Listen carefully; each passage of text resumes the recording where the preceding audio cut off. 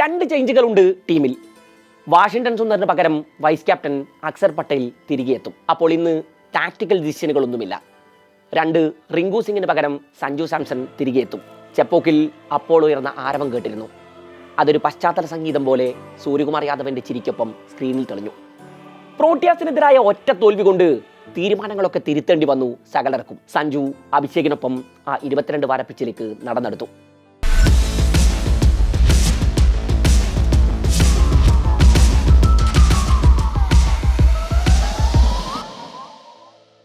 ആദ്യ ഓവറിൽ തന്നെ ഒരു ഓഫ് സ്പിന്നറെ കരുതി വെച്ച് ഇന്ത്യയെ കാത്തിരുന്ന സിക്കന്ദർ റാസ സൂര്യയുടെ പ്രഖ്യാപനം എത്തിയതും ആ തീരുമാനം അങ്ങ് മാറ്റിക്കളഞ്ഞു. മുൻ മത്സരങ്ങളിലൊക്കെ നിരന്തരം പരാജയപ്പെട്ടുകൊണ്ടിരുന്ന അഭിഷേക് ശർമ്മ സമ്മർദ്ദത്തിന്റെ കൊടുമുടിയിലായിരിക്കണം. അവിടെ സഞ്ജു സ്ട്രൈക്ക് എടുക്കാൻ തീരുമാനിച്ചു. അയാൾ ചിലപ്പോൾ അതിനേക്കാൾ വലിയ സമ്മർദ്ദങ്ങളിലൂടെയായിരിക്കും കടന്നുപോയിട്ടുണ്ടാവുക എന്നത് മറ്റൊരു കാര്യം. റിച്ചാർഡ് എങ്കരാവയുടെ 2ാം പന്ത് ഗാലറിയിലേക്ക് മൂളിപ്പറഞ്ഞു. സിംബാബ്വെ നിരയിലെ ഏറ്റവും അപകടകാരിയായ മുസർബാനിയുടെ 2ാം ഓവറിലും സ്ട്രൈക്കിൽ ആദ്യമെത്തിയത് സഞ്ജുവാണ്. അഭിഷേക് ശർമ്മക്ക് നിലയുറപ്പിക്കാനുള്ള സമയം ഇതിനുള്ളിൽ ലഭിച്ചു. മുസർബാനിയെ ലോങ് ഓണിന് മുകളിലൂടെ ഒരിക്കൽ കൂടി സിക്സർ വായിക്കുന്നുണ്ട് സഞ്ജു. മപ്പോസ എറിഞ്ഞ 3ാം ഓവറിൽ അഭിഷേക് ട്രാക്കിലായി. ആ ഓവറിലെ അവസാന പന്ത് ഒരു കെണിയായിരുന്നു. 92 കിലോമീറ്റർ വേഗതയിൽ ഒരു slower ball. Abhishek back ഫുട്ടിലേക്ക് ഇറങ്ങി അതിനെ ഗാലറിയിലേക്ക് പറത്തുമ്പോൾ സ്കൈ ബെഞ്ചിലിരുന്ന് ചിരിക്കുന്നുണ്ടായിരുന്നു. ഈ ടൂർണമെന്റിൽ സ്ലോ ഓവർ ഡെലിവറികൾ കൊണ്ട് ബാറ്റർമാരെ കുഴക്കുന്ന തന്ത്രം സകല ടീമുകളും ഇന്ത്യക്കെതിരെ എടുത്ത് പ്രയോഗിച്ചിട്ടുണ്ട്. പ്രോട്ടിയാസിനെതിരായ മത്സരത്തിൽ ലുങ്കി എങ്കടിയുടെ പന്തുകളെ എങ്ങനെ നേരിടണം എന്നറിയാതെ നിസ്സഹായരായി നിൽക്കുന്ന ഗൗതം ഗംഭീറിന്റെ റൈഫിൾ ക്ലബിനെ നമ്മൾ കണ്ടതാണ്. ഇങ്ങനെ ടൈം എടുത്ത് അവയെ തൂക്കി ഗാലറിയിലിടണം. 3ാം ഓവർ അവസാനിക്കുമ്പോൾ ഇന്ത്യൻ സ്കോർ 50-നടുത്തെത്തി. മുസർബാനിയുടെ തൊട്ടടുത്ത ഓവറിൽ സഞ്ജു വീണു. ചെപ്പോക്ക് ഗാലറി നിശബ്ദമായി കിടന്നു. എന്നാൽ ഇന്ത്യൻ ഡഗൌട്ടിൽ അപ്പോൾ കണ്ടത് മറ്റൊരു കാഴ്ചയാണ്. ഗംഭീറും സിതാൻഷു കോട്ടക്കും മൂണി മുർക്കലുമൊക്കെ സഞ്ജുവിനെ അഭിനന്ദിക്കുന്നു. ലോകകപ്പിൽ ഇന്ത്യയുടെ ഏറ്റവും മികച്ച ഓപ്പണിംഗ് പാർട്ണർഷിപ്പാണ് ചെന്നൈയിൽ ഇന്നലെ പറഞ്ഞത്. ഈ ടൂർണമെന്റിൽ ഇതുവരെ 2 മത്സരങ്ങളിലെ ഇന്ത്യയുടെ ഓപ്പണിംഗ് കൂട്ടുകെട്ട് 2 അക്കം കടന്നിട്ടുള്ളൂ. ആ 2 മത്സരങ്ങളിലും സഞ്ജു 11 ഉണ്ടായിരുന്നു. ടൂർണമെന്റിൽ 2 തവണയെ പവർ പ്ലേയിൽ ഇന്ത്യൻ സ്കോർ 80 മുകളിൽ പോയിട്ടുള്ളൂ. ആ 2 മത്സരങ്ങളിലും സഞ്ജു ഓപ്പണർ റോളിൽ ഉണ്ടായിരുന്നു. സഞ്ജു പുറത്തായ രീതിയെ കമന്ററി ബോക്സിലിരുന്ന് ഇഴകീറി പരിശോധിച്ച സുനിൽ ഗവാസ്കർ പോലും ആ ക്യാമിയോ ഇന്നിംഗ്സിനെ അഭിനന്ദിക്കുന്നുണ്ട്. ഒരാൾക്കും അയാളെക്കുറിച്ച് ഇക്കുറി പരാതികൾ പറയാനുണ്ടായിരുന്നില്ല. നേരത്തെ നമീബിയക്കെതിരായ മത്സരത്തിന് ശേഷവും സഞ്ജു ടീമിന് നൽകിയ സ്റ്റാർട്ടിനെ ഗൗതം ഗംഭീർ വാനോളം പുകഴ്ത്തുന്നുണ്ട്. 2 ഇടങ്കയ്യന്മാർ പിച്ചിലെത്തിയിട്ടും പവർ പ്ലേയിൽ ഓഫ് സ്പിന്നർമാരെ ഉപയോഗിക്കാതിരുന്ന സിക്കന്ദർ റാസ പവർ പ്ലേ കടിഞ്ഞ യൂട്ടൻ പന്തെടുത്തു. റാസയും ബെന്നറ്റും അടുത്ത 2 ഓവറുകളിൽ ഒറ്റ ബൗണ്ടറി പോലും വിട്ടു നൽകിയിട്ടില്ല. 10ാം ഓവറിൽ ഇഷാൻ കിഷനെ മുസൈക്കിവ വിട്ടുകളയുന്നു.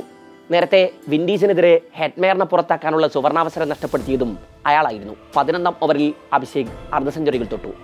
Just 26 balls. അയാളെ സംബന്ധിച്ച് പന്തുകൾ ഇക്കുറി കൂടുതലാണ്. അതായത് ഒരൽപ്പം കരുതലോടെ കളിച്ചു തുടങ്ങിയിരിക്കുന്നു എന്ന്. സിക്കന്ദർ റാസയെ തുടർച്ചയായി ഒരു 6ഉം 4ഉം പായിച്ച് ഗിയർ ഷിഫ്റ്റ് ചെയ്ത ഇഷാൻ തൊട്ടടുത്ത പന്തിൽ വീടുന്നു. Again an off spinner. 13ാം ഓവറിൽ മപ്പോസയെ സ്കൈ കണക്കിന് പ്രഹരിച്ചുകൊണ്ടിരിക്കെ അഭിഷേക് വീണു. പിന്നെ ഹാർദിക് പാണ്ഡ്യ ക്രീസിലെത്തി. അയാളെത്തുമ്പോൾ 150 റൺസാണ് ഇന്ത്യക്ക് ഉണ്ടായിരുന്നത്. 7 ഓവർ കൂടെയാണ് പിന്നെ അവശേഷിച്ചിരുന്നത്. 15ാം ഓവറിൽ സൂര്യ വീണതിന് ശേഷം ഇന്ത്യ ട്രാക്ക് മാറ്റി.